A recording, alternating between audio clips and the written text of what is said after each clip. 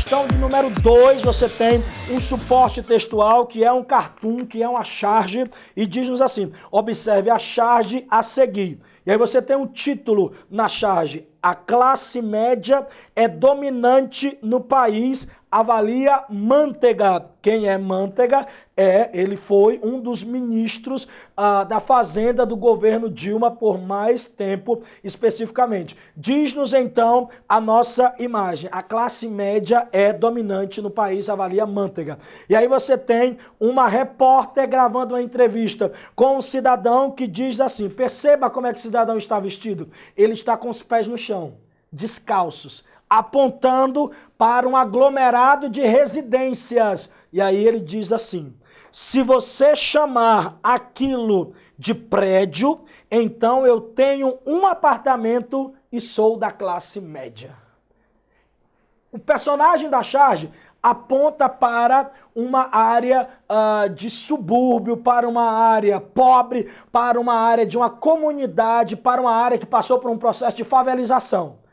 E neste apontar para esta área, há um aglomerado de residências, um monte de residências. E a partir destas residências existentes, a repórter teria feito, subentende-se, que a repórter teria feito, você faz parte da classe média, é verdade que a classe média faz o contingente maior dos habitantes do Brasil? E aí o nosso personagem responde, bom, se você chamar aquilo, o aglomerado de casas num território que passou por um processo de favelização, se você chamar aquilo de prédio, então uma daquelas residências, um daqueles domicílios é meu, eu moro num prédio e eu sou da classe média.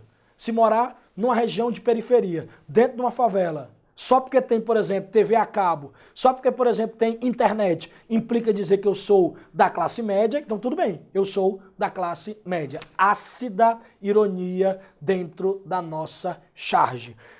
Qual é a nossa questão problema? Qual é a nossa situação problema? A nossa situação problema é a estrutura social.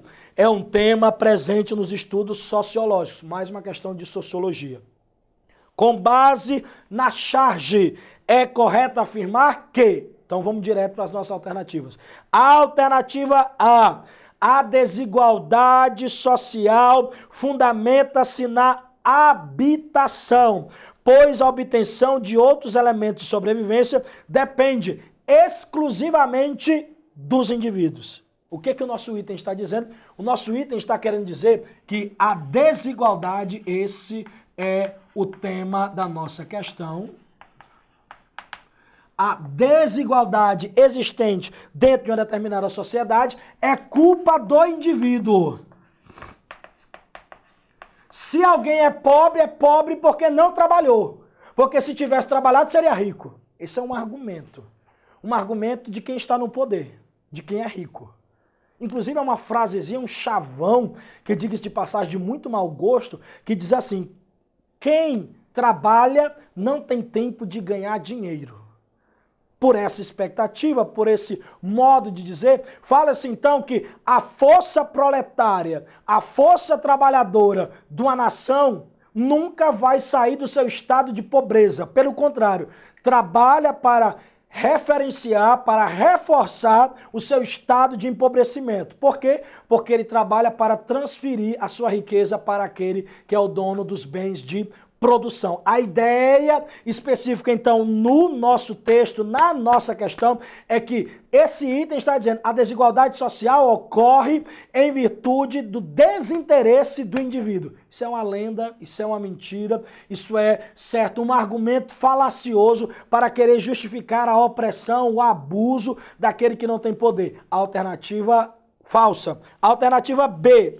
Os movimentos sociais funcionam como mecanismos que incentivam a criação de espaços sociais, a exemplo do apresentado na charge. O que essa alternativa está dizendo? Essa alternativa está dizendo que a culpa da existência de favelas é porque os movimentos sociais ajudam os pobres. Até porque as favelas nem deveriam existir, nem os pobres com ela. Por quê? Porque numa leitura tão radical, tão maquiavélica, tão doentia como a que se propõe nesse item, os pobres deviam morrer. Os pobres não deviam existir. Os pobres existem em virtude dos ricos que têm peninha deles e querem ajudá-los com as suas ONGs. É como se as ONGs, é como se os movimentos sociais fossem apenas movimentos de desencargo de consciência de quem tem tanta riqueza, tanto poder, que quer tirar um pouco da culpa de si e cuida dos pobres um diazinho na semana, um momentozinho do seu dia a dia. Essa alternativa também está falsa. Alternativa C, a estratificação da sociedade. O que significa estratificação? Essa é uma metáfora que vem da geografia. É uma metáfora que vem da ideia de que você tem um solo, mas esse solo ele tem estratos, isto é, ele tem camadas, algumas mais largas, outras mais finas, várias camadas existentes. E cada uma dessas camadas possui a sua diferenciação básica e pode ser hierarquicamente organizada. Quando eu falo de uma estrutura, quando eu falo de uma estratificação social, eu estou querendo dizer que a sociedade é dividida por estratos. Se você quiser, a imagem mais clássica disso é aquela imagem que você está cansado de ver, da ideia da pirâmide. O que a pirâmide demonstra? A pirâmide demonstra que na estrutura social a base é larga, com muitas pessoas. Para quê? Para sustentar o topo que é pequeno com poucas pessoas. Então a lógica da estratificação social é essa. Quanto mais você tem, menor é a quantidade de pessoas iguais a você. Quanto menos você tem, maior é a quantidade de pessoas iguais a você. A estratificação da sociedade brasileira é dividida em classes sociais, que são determinadas por condições econômicas e condições sociais de vida. A alternativa C, a alternativa correta. O que diz que uma classe social é melhor ou pior do que a outra? Dois elementos básicos. O primeiro, acesso econômico. Tem ou não tem dinheiro?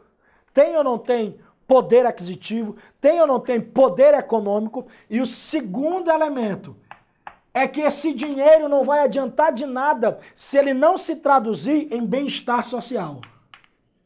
Ou seja, não adianta de nada você ser um bilionário se os seus bilhões de sei lá o que, de dinheiro, de moeda corrente do seu país, não compram uma vida de qualidade.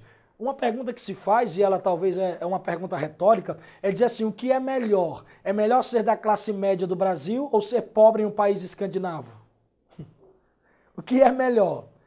É melhor ser da classe B, da classe C no Brasil ou da classe mais baixa na Suécia, na Suíça?